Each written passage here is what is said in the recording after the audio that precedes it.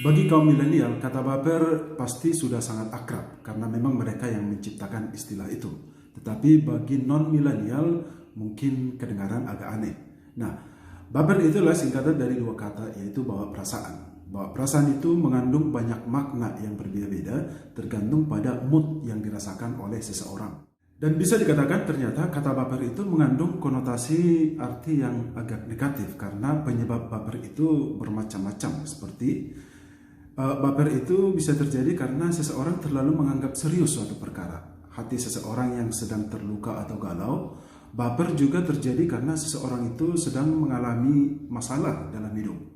Berlebihan dalam menanggapi sesuatu hal hingga menggunakan perasaan.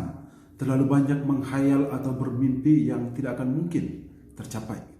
Akibat terburuk dari baper adalah seseorang menjadi malas untuk melakukan sesuatu. Tidak mood untuk mengerjakan pekerjaannya, mudah menangis, sedikit-sedikit sakit hati, sedikit-sedikit galau, susah untuk menikmati kebahagiaan, tidak bisa mensyukuri apa yang dia miliki, merasa kurang dengan segala hal yang dia miliki. Itu juga membuat dia menjadi orang yang gampang minder atau menjaga jarak dengan sesamanya.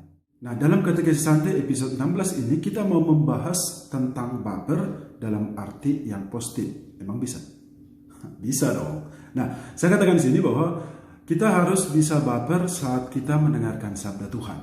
Dalam arti begini, kalau kita mendengarkan sabda Tuhan, kita harus baper. Kita harus menganggap sabda Tuhan itu sesuatu yang serius, bukan main-main. Karena sabda Tuhan itu selalu menantang kita untuk berpikir dan berbuat sesuatu atau menantang kita untuk berefleksi. Sabda Tuhan itu bisa membuat kita bersemangat, bisa juga membuat kita malah guilty atau merasa bersalah. Pertanyaannya, mengapa demikian? Karena kalau kita membaca kitab suci, teristimewa Injil, ternyata tidak semua perkataan Yesus itu adalah kata-kata menghibur. Bahkan lebih banyak kata-kata dari Yesus itu adalah kata-kata yang agak keras di telinga kita. Contohnya yang pertama, ketika Yesus memberikan sebuah perumpamaan tentang 10 gadis. Dari 10 gadis itu dikatakan 5 gadis bijaksana dan 5 gadis bodoh. Kata bodoh bagi orang tertentu itu membuat sakit hati. Yang kedua, dalam beberapa kesempatan, setiap kali Yesus menutup perumpamaannya, dia selalu mengatakan satu statement yang mengatakan bahwa siapa bertelinga hendaklah ia mendengarkan. Nah, bagi orang tertentu, kata-kata ini agak kasar. Contoh ketiga, ketika Yesus mengatakan satu statement yang sangat keras berhadapan dengan orang-orang Farisi yang mempertanyakan perceraian Musa. Nah, pada waktu itu Yesus pasti dengan nada yang agak marah mengatakan satu statement, mengatakan begini, karena kedegilan hatimu lah, makanya Musa memberikan surat cerai. Yesus mengatakan kata degil loh, yang bagi kita ini adalah kata yang sangat kasar. Contoh yang paling jelas yang bisa kita temukan dalam Injil adalah ketika Yesus memberikan pengajaran kepada murid-muridnya. Itu ada dalam Yohanes 6 ayat 60 sampai 66. Di sana dikatakan bahwa setelah Yesus memberikan pengajaran kepada para muridnya itu ada dari mereka yang berkata bahwa perkataan ini sangat keras. Siapakah yang sanggup mendengarkannya? Dan di akhir kisah itu dikatakan bahwa banyak dari murid-muridnya itu mengundurkan diri dan tidak lagi mengikuti Yesus. Jadi ketika para murid mendengarkan pengajaran Yesus yang agak keras itu, mereka baper, bawa perasaan, akhirnya meninggalkan Yesus. Nah, kata-kata atau pengajaran Yesus itu tidak selalu adalah kata-kata yang lembut atau kata-kata manis bagi pendengarnya. Secara pribadi, justru inilah yang membuat saya kagum pada Yesus. Mengapa? Karena kata-kata keras yang Yesus berikan itu selalu membuat orang baper. Jadi, dalam hal ini ada dua tipe manusia baper saat mendengarkan sabda Tuhan. Yang pertama adalah manusia baper secara negatif. Mereka inilah berusaha karena mereka tidak mau melihat apa yang dikatakan oleh Yesus itu adalah sesuatu yang baik. Akhirnya mereka berusaha menyingkirkan Yesus, bahkan mereka inilah kelompok yang menyalibkan Yesus. Inilah kategori orang yang baper secara negatif. Yang kedua adalah manusia yang baper secara positif. Mereka inilah pengikut Yesus yang sejati, sebab mereka menganggap kata-kata Yesus itu sebagai pengajaran hidup, bukan sebagai cambuk atau penghakiman. Dari semua penjelasan dan contoh yang saya berikan tadi, bahwa saya bisa menyimpulkan bahwa ternyata sebagai pengikut Kristus kita harus baper saat mendengarkan sabdanya, baper positif.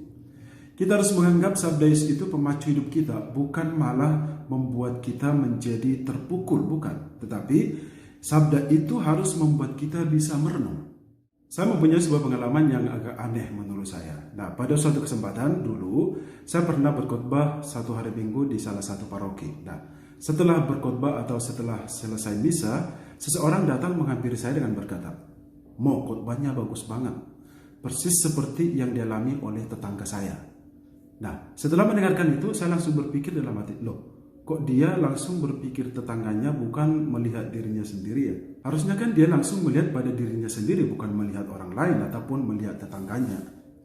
Kesimpulannya adalah, Yesus ingin agar kita menjadikan sabdanya itu sebagai sarana bagi hidup kita untuk baper positif. Dalam arti, kalau kita mendengarkan sabda Tuhan itu, kita harus menjadikan itu sebagai sarana bagi kita untuk mengubah diri. Dan juga dalam hal ini, Yesus ingin agar setiap kali kita mendengarkan sabdanya itu, kita bisa melakukannya atau mempraktekkannya dalam hidup sehari-hari.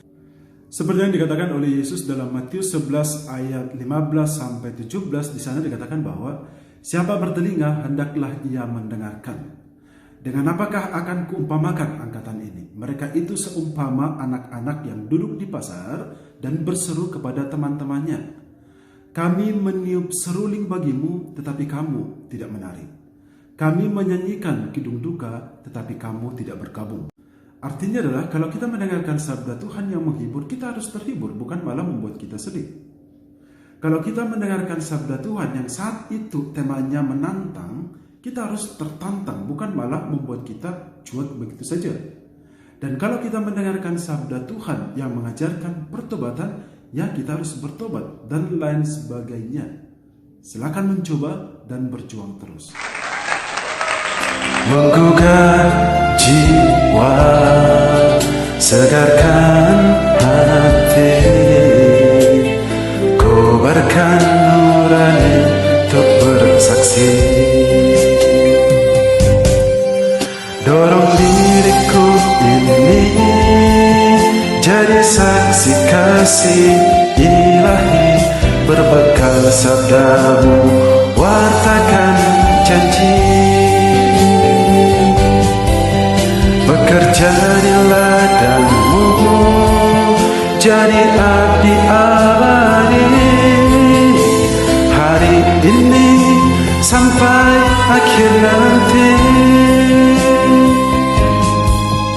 Dorong diriku ini jadi saksi kasih ilahi, berbekal sabdamu, wartakan janji.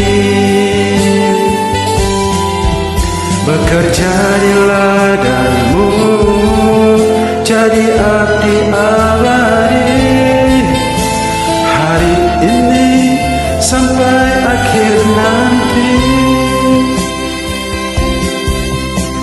Hari ini sampai akhir nanti.